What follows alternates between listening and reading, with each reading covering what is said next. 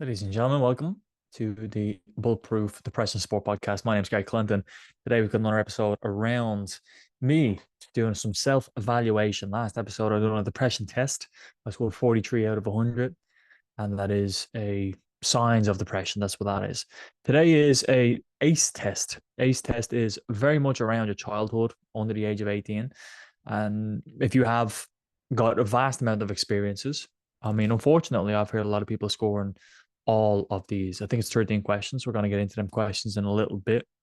But the ACE test just gives a general observation around, an insight into your childhood. And from the ACE test, you can find out things like, okay, maybe what behaviors you might bring into a relationship. Now, this is maybe somewhere we have to work with a professional. So you take the ACE test, maybe take the results into your professional setting, and then you analyze, okay, how did this impact your life going forward? Right. So if you have an experience with your parents, or you had an abusive father, or you're abused in any way, shape, or form, how is that manifesting itself on a day-to-day in your workplace, in your relationship, in your household, in your life? So at the ACE test, I'm going to be doing an ACE test today. I'm going to share my screen. So on YouTube, you're going to find the most effective value from this. But I'm also going to share just the questions if you're listening on the audio version, which is fine too. So this is Gary. I go by Gary the Expert, and that's the new update for the name. But I help people with depression and anxiety and addiction. I am an accredited therapist and coach, not licensed, and I'm happy to say that. I don't diagnose people, I support people, and I help people. So with that being said, the ACE test today, I'm going to share my screen, and we're going to get right into this off the get-go. Okay. So here we go. Or you can see me in the corner. And the ACE test is spelled like the Ace of Hearts, the Ace of Spades, just like a deck, ACE. You can take this test on any website. There is various websites to take this on. There is very much across the board. It's very simple to find. It's not a hard thing to find. I'm using the AmericanSPCC.org website. Okay. So what to know before the test? What to know before taking this quiz? It's 10 specific questions, and they're all around physical, sexual, verbal abuse, physical and emotional neglect, separation and divorce, a family member with mental illness, a family member with drugs or alcohol, a family member who is in prison, or witnessing a parent abused. And they're quite traumatic, them things that I've just read out there. They're very traumatic in many ways. And unfortunately, a lot of people, like I mentioned, have scored very high on this. So you answer these questions based off any of these things that happened before the age that you were 18. So anything before the age of 18 has any of these things happened to you. Okay. Number one on the list here, let's look at this in order. So did a parent or adult in the household often or very often, A, swear at you, insult you, put you down, humiliate you, or B, act in a way that made you feel afraid that you might be physically hurt? I'm going to say no. And you can mentally try to check these off for you. Did a parent or an other adult in your household often or very often push, grab, slap, or throw something at you? Or B, ever hit you so hard and left you made marks or were injured? Of course, as a baby or as a kid, slapped a few times on the ass, for being a doofus, basically. But I wouldn't consider that being an outburst or a consistent theme. Often or very often, as again, a very important sentence. Did an adult or at least someone that was 5 years older than you ever touch, fondle you, or hold or have touched your body in a sexual way? A, and then this is B, or actually have oral, anal, or vaginal intercourse with you? I'm going to put down no, gratefully. Number 4, did you often or very often feel that A, no one in your family loved you, or you thought that you or thought you were important. Nobody thought you were important or special. Or B, did your family look at each other, or your family didn't look out for each other, feel close, or support each other, or support each other? Yeah, I'm gonna say no. My family, when my dad passed away, looked after me very well. Yeah. Okay. Number 5. Did you often or very often feel that you didn't have enough to eat, had to wear dirty clothes, or had no one to protect you? Your parents were drunk, too high to take care of you, or take you to the doctor if needed. I'm going to put no. Question five. So number six now. Were your parents ever separated and divorced? Bless me. Bless me with great things. I will put down yes, they were separated, but not like officially. Okay. Yeah, okay. Number seven, and my dad has passed away, so I don't know if you want to count that in there as well. Okay, was your parent or caregiver A often or very often pushed, grabbed, slapped, or had something thrown at them or her or him? Or B, sometimes, often, or very often kicked, bitten, hit with a fist, or hit with something hard? Or C, was this parent or caregiver ever repeatedly hit over the last few minutes, over at least a few minutes, or threatened with a gun or knife? For me, I'm going to say no. I had a great babysitter when I was younger, a family, I wouldn't say family friend, a family member, and the legend. It was helped countless branches of the family tree across time, which is beautiful. So, Nori, did you live with anyone who was a problem drinker, alcoholic, or who used street drugs? I'm going to put down yes. Number nine, was the household member depressed or mentally ill, or did the household member attempt suicide? So for me, of course, I have to put down yes. Number 10, did a household member go to prison? No, not that I'm aware of. So finish. I scored a 3 out of 10 on my ACE test. Okay. So for you, likelihood it won't be the same. It'll be different. So let's read through a couple of things here that other details is given. So frequently asked questions. What does your ACE score mean? Your ACE score is a childhood trauma, as you just clearly went through there. There's five are personal, five are related to family members. So five personal, physical abuse, verbal abuse, sexual abuse, physical neglect, and emotional neglect. Five related to family members who are an alcoholic, a victim of domestic abuse, family member in jail, family diagnosed with mental illness, or disappearance of family through divorce, death, or abandonment. Okay, you get a point for each one you score yes on. What doesn't the quiz take into account? First, there are many experiences of childhood. That is very true. There is a vast amount of childhood experiences that are not listed on there that could be traumatic. For example, people laughing at you. That can be a traumatic experience. Being banished by kids, not just family members or not just in your own house. Being bullied at school. Them things were not taken into consider on that ACE test, which is something. Poverty, housing, insecurity, racism, discrimination, natural disasters, chaotic, isolation, lack of services, and more. So there's a whole range of traumatic events that were not associated on that. So this means answering the questions on the ACE test will not give you a full picture of the adversity a child has faced, and thus will not be a true indicator of possible risk, nor a full picture of possible solutions communities should consider. So that's the first thing it mentions, which is a nice thing that it's straight off the bat. It's telling you it's not the end all be all. However, it can give you an indicator here on the second one, right? So second, everyone is different. Right. Okay, one sec. What does it? Okay, this question actually is all related to what it doesn't take. Okay, the next one's going to be how can we learn from something? So we'll get on to that in a second. So second, everyone is different, and everyone has adverse effects or attitudes or beliefs basically off all those situations. Just because someone has experienced several ACEs doesn't mean that later in they will develop all problems related to those things.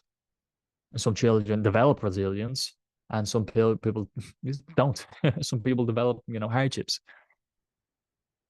So genetic factors play a role, and some children are dispositioned. Is it disposed? Predisposed. I'm just gonna skip that word.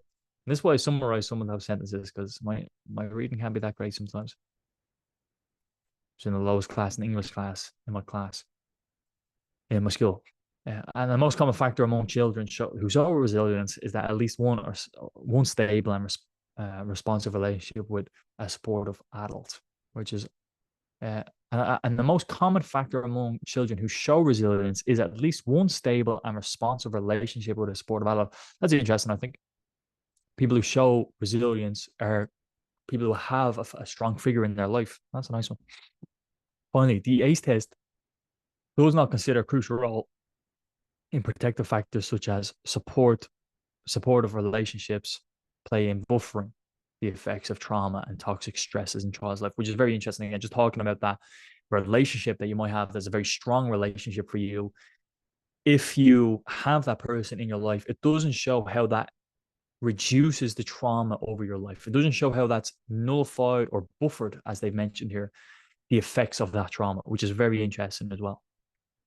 So if you have someone who was supportive in your childhood when you were younger, they have helped you more than you know. And I can gratefully say that's a lesson I've learned today. The person who has supported me, I would say my mom, has supported me more than I know. And she didn't even know she was doing it. Right. That's fascinating. They were just there. And because who they are, they they buffered a lot of pain, trauma. So that's fascinating. Okay. How can learning my score be helpful? The ACEs quiz is helpful for raising awareness of potential impacts on ACEs on both an individual and community level. When we know more, we can do more, which is an interesting thing. Understanding how trauma has long lasting impacts is a key part of healing and, more importantly, prevention. But each and every one of us is strong and capable of recovery. In fact, receiving an ACE score is often transformative time for individuals on a path towards recovery. We encourage individuals to visit the resource listed below to learn strategies for healing, and is also important information that can be used as a powerful tool for parents or caregivers who want to break free from the cycle of trauma that often passed down among generations. One thing I see with trauma, and it's a thought about my future. And maybe I don't know if I want to share with you because it'll be something. Well, again, it just says here, the more we know, the more we can do. So a thought I have is often I hear people with like childhood trauma going to therapy. I don't have many clients that have such a situation. I don't have any. But going forward, it's like it's a fascinating thing to think of for me that yeah, when you're 35, you're 45, or you're 55, it's how is this thing that happened when I was 7 years old that I didn't think of had an effect, has now magically, seemingly played all of its effects throughout the course of my life. And that's a fascinating thing. Like my dad passing away, for example. Have I dealt with it is a question that I've asked myself. And how do you know if you've dealt with it? Is it just saying to yourself you have dealt with it? And for you, that time in your life, have you dealt with it? And I say that question not as a very open-ended discussion, because I think it's very important for you to tell yourself that you have healed, that you are strong, that you don't need X, Y, and Z. That's half the battle in psychology, I believe. Resilience, as we've just talked about. You're probably going to be faced with a traumatic event and again in the future. And how do you know you've closed the chapter on it or you've grown from it? Well, I think pondering on it too long is actually going to be very unhelpful. I think you settling on the thought of this is terrible, that's bad, that's bad, that's bad. You're only going to become depressed further, and you're not going to want to take steps or move forward. I think it's crucial. I think it's crucial to accept that it has happened. It is. So that's it. First of all, accept and realize that you can't change it, which would be accept, I suppose. And then from there, what can you do? What can you do? Can you learn from it? Can you grow from it? Can you adapt to it? Can you change? Can you move? What can you do from it? So that concern is an interesting concern on my behalf. My dad passing away. Have I dealt with it? I think the answer is yes. But for some reason, it's like a niggling thought in the background that, you don't know if you've dealt with it. You haven't fully dealt with it. It's if any other situation, I would be like, I have.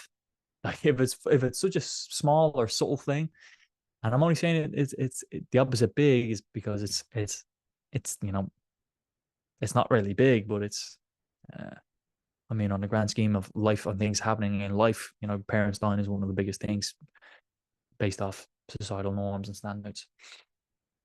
What's that thing in your life? Have you dealt with it? Are you finished with it? Can you close the chapter on it? And I think if you can say yes, and then that's it, be strong, be confident, and not waver like I'm wavering, then I think you're sorted. But then I think you've got a bulletproof mindset. And I here today commit to a mindset of bulletproof. And I here commit to the fact that I have dealt with such situation on my past, particularly my dad passing away. There's many things to learn, take, grow, and maybe that's a challenge there, isn't it? It's that you never really do. Maybe that's an interesting thought. Maybe you never really do actually close the chapter on it. Because if your parent passed away or your parent has passed away, that's going to be with you for the rest of your life. So I think it's a matter of how can you always see it in a positive? I think it's a matter of how can you always use it to your advantage rather than disadvantage, of course. How can you always be on top of it instead of it being on top of you? I think and maybe that's what you could close the chapter on by saying you're strong enough to take advantages, growth from this rather than take immense amount of pain and sorrow and guilt and shame to it. My dad unalived himself 10 years ago. And 20 years will come, 30 years will come, 40 years will come, and time will come. We've definitely gone off. I definitely have gone off in a different direction over the last 5 minutes. And I've got my own mini coaching and therapy session right here in front of you, talking to myself. And I was afraid to talk to myself when I was a young kid, especially when I was going through my addictions. Maybe you're afraid to talk to yourself, but I tell you, it's a great thing to do. Talk out loud, write to yourself, journal. And also meditate in that darkness. It's nice. It's refreshing. Thinking is a beautiful thing, especially if it's positive. I'm going to leave you. Maybe you want to do an ACE test. Check in with yourself. And then maybe you want to do a psychology or the depression test before that. I hope you found immense value from this. My name is Gary Clinton. I go by Gary Coach Clinton. And I look forward to seeing you in the next episode. Thanks for tuning in. See ya.